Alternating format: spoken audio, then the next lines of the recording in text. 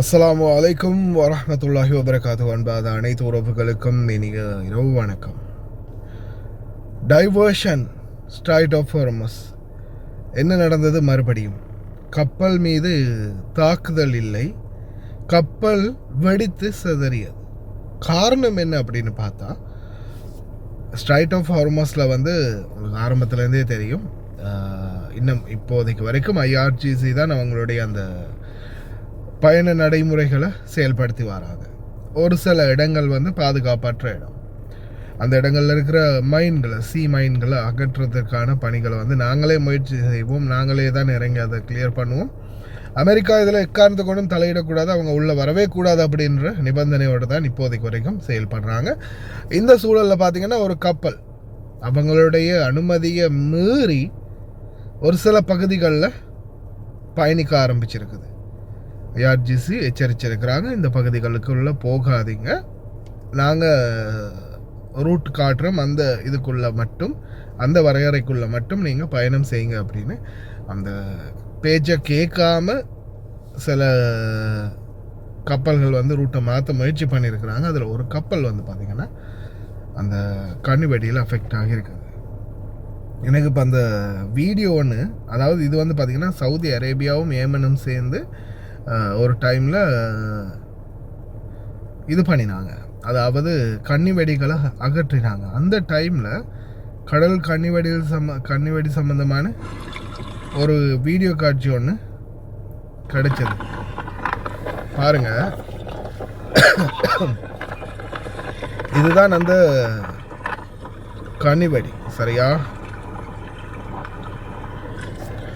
இதுதான் அந்த கனிவெடி அப்படின்னு சொல்கிறது. ஆனால் இதோடைய பவர், வெடிக்கிற பவர் எப்படி இருக்குன்றதை பாருங்கள். நான் வெடிக்கிற சத்தத்தை போட முடியாது, இது பண்ணிக்கிறேன் பாருங்கள், ரொம்ப தூரத்தில் இருந்து தான் காட்டுறேன்.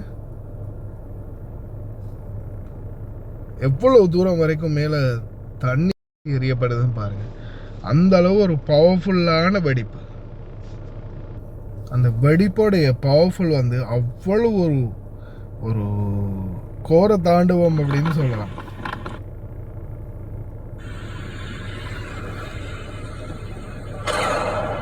கேட்டுச்சா சத்தம்? அந்த அளவுக்கு ஒரு பவர்ஃபுல்லான வெடிப்பாக அந்த வெடிப்பு இருந்துச்சு. அந்த வெடிப்பை நேரடியாக காட்ட முடியலை அப்படின்றது கொஞ்சம் கவலை தான். ஆனால் அந்த காட்சியை உங்களுக்கு நான் நினைக்கிறேன் இதில் ஒரு அளவுக்கு சரி தெளிவுபடுத்த முடியும் அப்படின்னு நினைக்கிறேன்.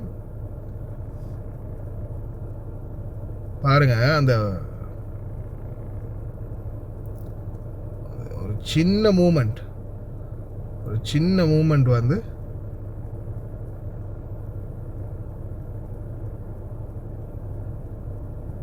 எவ்வளோ பவர்ஃபுல்லாக வெடிச்சு செத்துறது அப்படின்னு. மேலே தண்ணீர் எவ்வளோ தூரத்துக்கு வீசி எறியப்படுதுன்னு பாருங்க.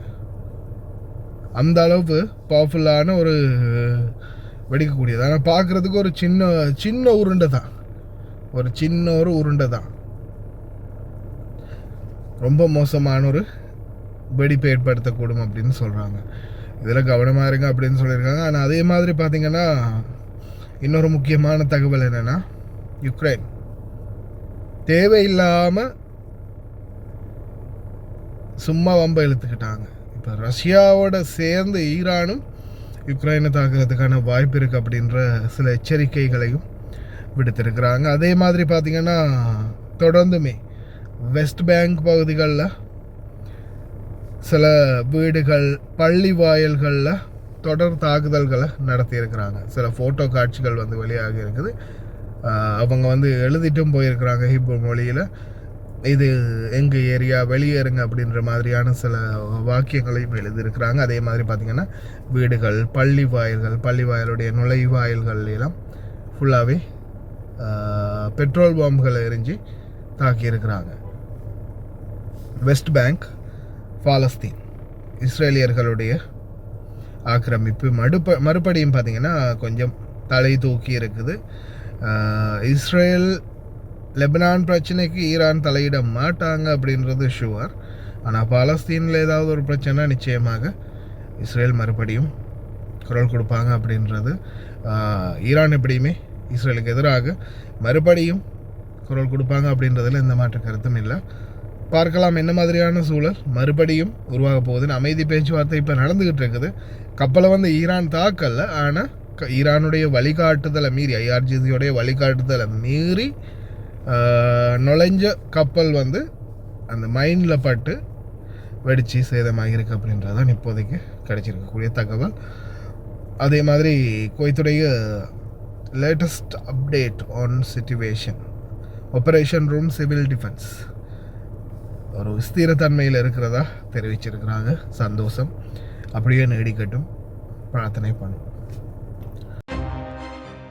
ننتقل معكم الآن مشاهدينا إلى مقر الإدارة العامة للدفاع المدني للاطلاع على مستوى الجاهزية والإجراءات الاحترازية لمواكبة الأوضاع الراهنة، حيث ينضم إلينا من هناك مراسل قناة الأخبار نواف الشراكي. نواف، صبحك الله بالخير وحياك الله معنا. ضعنا في صورة حالة التأهب والإجراءات الاحترازية التي اتخذتها إدارة الدفاع المدني مواكبة للتطورات الراهنة.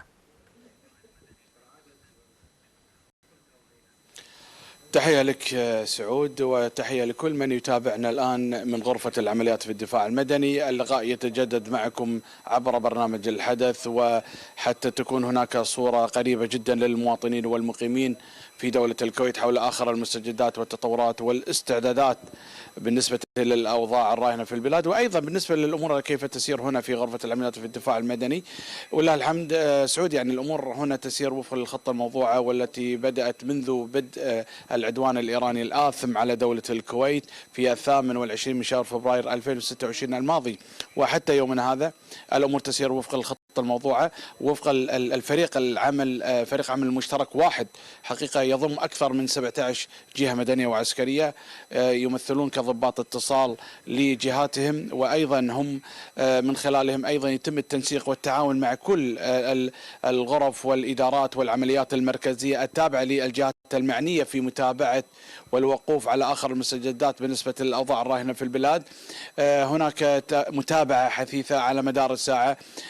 كل ممثلين الجهات المدنية والعسكرية في غرفة العمليات في الدفاع المدني متواجدون على مدار 24 ساعة.